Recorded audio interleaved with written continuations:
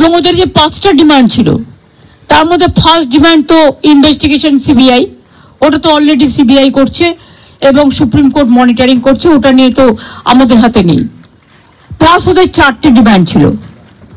4টে ডিমান্ডের মধ্যে যেটা ছিল যে মেল ওরা আমাদের করেছে, একটা হচ্ছে 3টে নাম দিয়েছিল ফ্রম হেলথ ডিপার্টমেন্ট, একটা ডিএমই, একটা ডিএইচএস আর একটা হেলথের প্রিন্সিপাল সেক্রেটারি। আমরা ওদের বোঝালাম যে একসাথে যদি পুরো ঘরটা খালি করে দেওয়া যায় তাহলে অ্যাডমিনিস্ট্রেশনটা চলবে কি করে।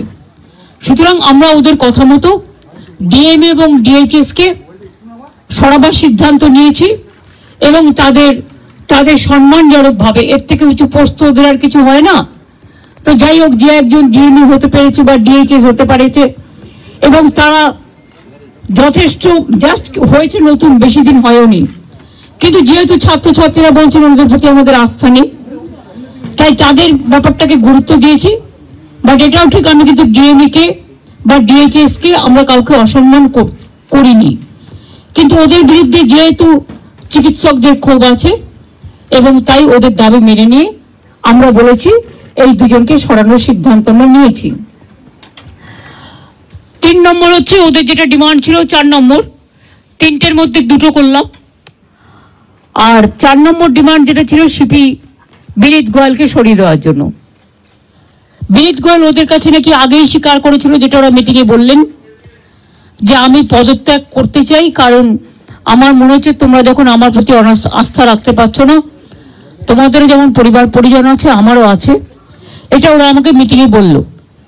এবং বলার পরে আমরা কথা বলে নিজেদের মধ্যে সিদ্ধান্ত নিয়েছি আগামীকাল 4টের পর আমরা কলকাতা পুলিশ এ বদল আনব এবং নতুন সিপিকে দায়িত্বভার বিনীত দেবেন যতক্ষণ পর্যন্ত কোর্ট কেসটা কাল কমপ্লিট না হচ্ছে। 4টের পর আমরা টাইম দিয়েছি। সেক্ষেত্রে নতুন সিপি এবং আরো কিছু পুলিশের রদবদল হবে, সেটা চিফ সেক্রেটারি কালকে নোটিফাইড করে দেবেন আফটার 4 o'clock। এবং বিনীত যেখানে কাজ করতে চেয়েছে সেখানেই তাকে দেওয়া হয়েছে। আমরা এটাও বলেছি, দেখো পুলিশ আমাদের ফোর্স এবং তারা সারাক্ষণ কাজ করেন, তাদের দিকটাও আমাদের দেখা উচিত। থেকেই যেহেতু ওই দিন সিপি পৌঁছবার আগে নর্থের ডিসি পৌঁছেছিলেন আগে এবং 14 তারিখে ঘটনাটা ঘটেছিল এবং ওরা অভিযোগ করেছিল, যার জন্য নর্থের ডিসিকেও সরিয়ে দেওয়ার সিদ্ধান্ত হয়েছে। ওখানে কাকে দায়িত্ব দেওয়া হবে সেটা কালকে ডিসাইড হবে। এছাড়াও সেফটি, সিকিউরিটি, হসপিটালের ডেভেলপমেন্ট, ইনফ্রাস্ট্রাকচার গুরুত্ব দিয়ে দেখা হবে এবং এক্ষেত্রে টাইম টু টাইম যদি কোনো প্রবলেম অ্যারাইজ করে চিফ সেক্রেটারির আন্ডারে একটি কমিটি বানিয়ে দেওয়া হয়েছে, যেখানে চিফ সেক্রেটারি নিজে দায়িত্ব নিয়ে ওরা যদি কথা বলতে চায়, chief secretary, home secretary, DG CP থাকবেন, তারা তাদের বক্তব্য জানাতেই পারেন।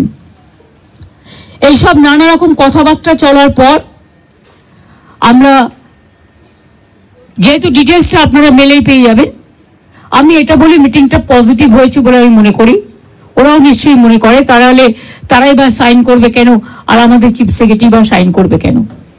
আমরা বরঞ্চ ওদের দাবি একটু বেশি মেনেছি, তার কারণ ও ছোট বলে।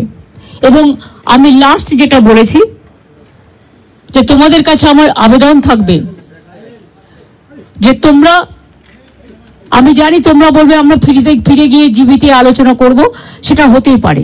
তোমাদের মধ্যে অনেকগুলো গ্রুপ আছে, অনেকগুলো মেডিকেল কলেজ আছে, হসপিটাল আছে, ঠিক আছে, তোমরা ফিরে গিয়ে আলোচনা করো, কিন্তু যেটা এখানে মিনিটসে সাইন করেছি আমরা দুপক্ষ, এরপর তোমরা কাজে যোগদান করো।